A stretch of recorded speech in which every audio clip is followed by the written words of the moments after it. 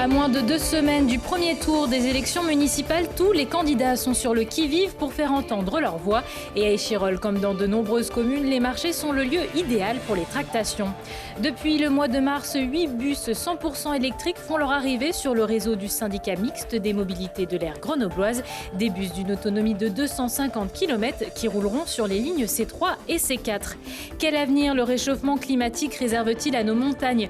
Domaine skiable de France lance un appel à la mobilisation afin d'agir avant qu'il ne soit trop tard.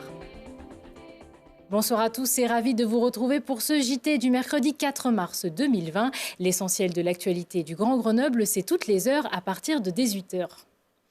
Quelles que soient les élections, les marchés sont toujours le lieu idéal pour les tractations. Les municipales ne dérogent pas à cette tradition. Ceux qu'on appelle souvent petits candidats comptent bien faire entendre leur voix à moins de 2 semaines du scrutin. Exemple à Échirolles avec ce reportage de Lilian Veillet.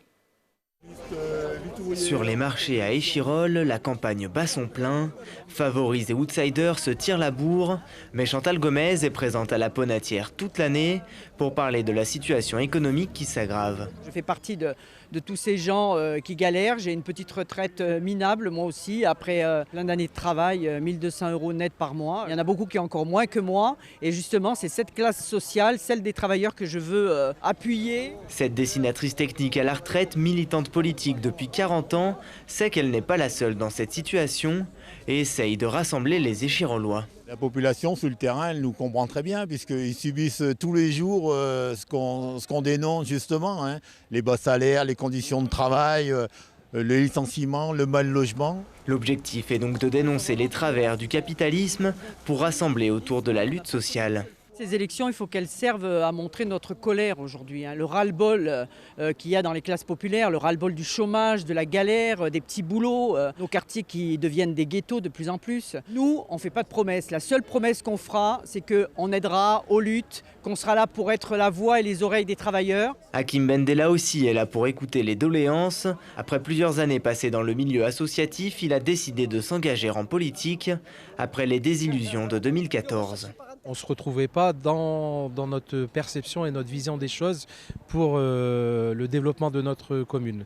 Donc à partir de là, on a travaillé avec un collectif et on a décidé cette année de se présenter pour faire progresser notre ville sur différentes thématiques. Ce fonctionnaire territorial a donc déposé une liste sans étiquette qui se veut d'écologie sociale. Je suis messager du tri animateur, donc toute la partie écologie, gestion et prévention des déchets, c'est une thématique que je pratique au quotidien dans le cadre de mon travail et je le mets aussi en pratique au niveau de mon engagement associatif. Outre l'environnement, le candidat veut porter un projet qui s'appuie sur la sécurité, la mobilité et l'emploi, même si l'important pour ces colistiers reste la proximité avec les habitants. Garder ce contact-là, parce que moi j'utilise la communication, c'est quelque chose, c'est la base première, et de pouvoir justement les écouter, prendre le temps, voilà, d'être avec eux, aller être à l'écoute et savoir un petit peu ce qu'ils attendent. Alors à quelques jours du premier tour, on s'active et on espère gagner des votes pour faire entendre sa voix à Échirolles. Avec Grenoble, Échirolles fait partie des villes avec le plus de listes en Isère. En tout, ils sont 7 à vouloir briguer le mandat de maire. Échirolles fait partie des communes, des débats des municipales de Télé-Grenoble. Des débats à retrouver sur notre site internet télégrenoble.net.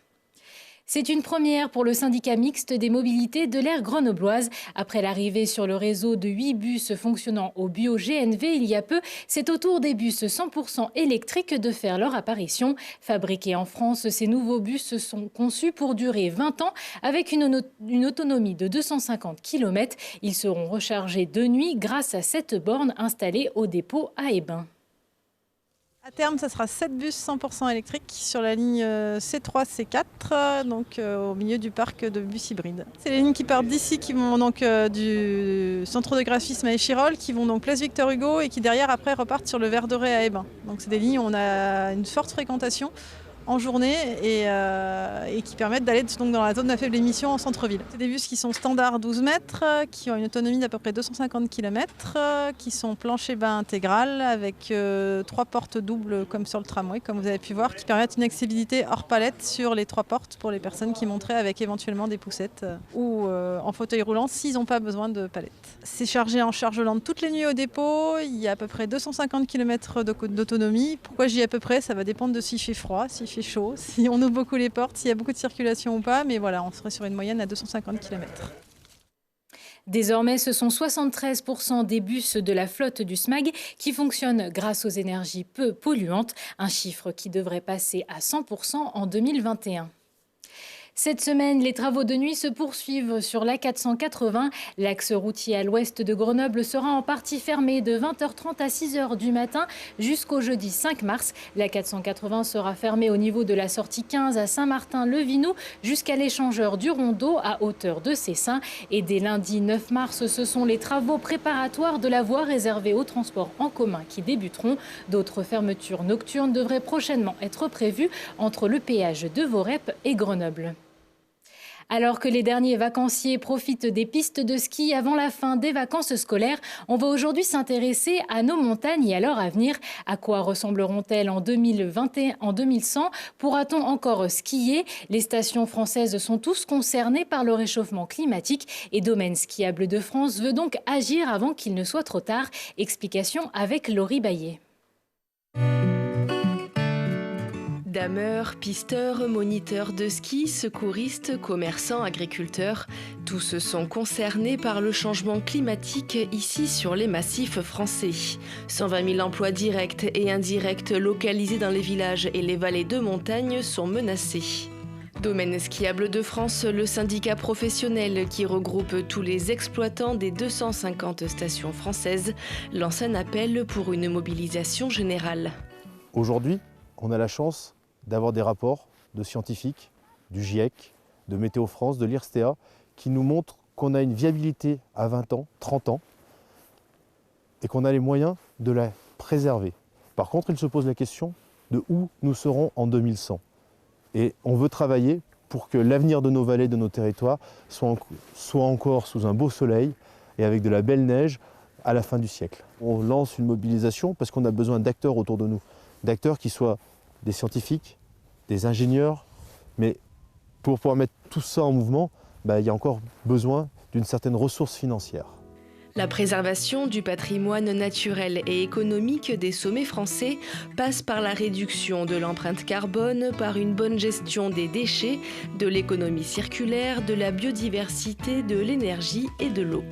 Nous avons la chance de travailler sur une gestion très fine de l'eau, vous voyez, de l'eau pour la neige de culture, sur une gestion très fine de la biodiversité. Il y a déjà beaucoup d'actions qui sont mises en place. On a acheté des GPS sur les dameuses pour savoir la quantité de neige qu'on avait afin d'en produire moins à côté et d'éviter de gaspiller, donc de la réduction. On travaille aussi sur une régulation automatique de la vitesse des remontées mécaniques afin de consommer moins d'électricité. Et demain, un grand chantier devant nous, c'est de transformer nos méthodes d'entretien des pistes, car nous voulons trouver des solutions pour ne plus être dépendants des produits pétroliers pour entretenir nos pistes dans nos dameuses. Domaine skiable de France a pour ambition de construire un futur décarboné pour l'ensemble des massifs français.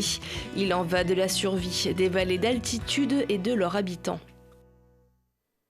Domaine skiable de France dévoilera son dispositif de mutualisation des financements lors du Mountain Planet, le salon de l'aménagement en montagne qui aura lieu du 22 au 24 avril prochain à Alpexpo.